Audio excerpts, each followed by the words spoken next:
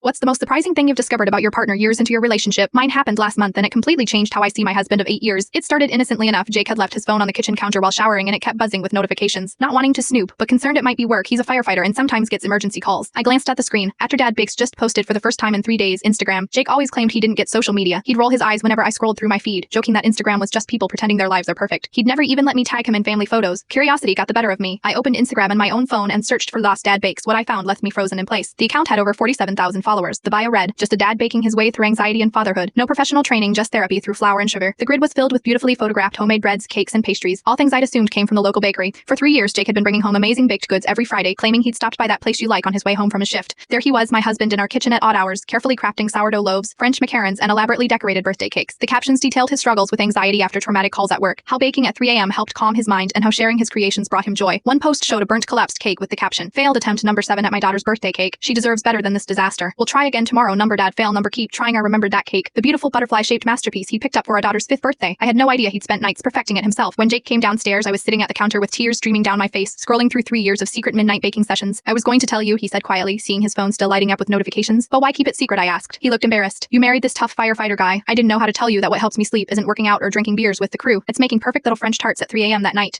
We stayed up for hours as I scrolled through his account. He showed me the special drawer where he kept his piping tips and baking tools. He explained how he'd learned everything from YouTube videos watched in the station between calls. The next morning I woke up to find him teaching our daughter how to make cinnamon rolls from scratch, something he'd apparently been doing on his days off while I slept in. Another secret ritual I'd known nothing about. Last week he finally posted a video that included both of us making his famous sourdough together, with a caption that made me cry all over again. After 3 years and 500+ posts, my biggest supporter finally knows about this account. Sometimes the person you think you know completely can still surprise you in the most beautiful ways, and sometimes what we hide isn't our worst traits, but the softer, vulnerable parts we're not sure will be accepted. I've never loved my tough firefighter husband more than watching him gently teach our daughter how to knead dough with flour-covered hands.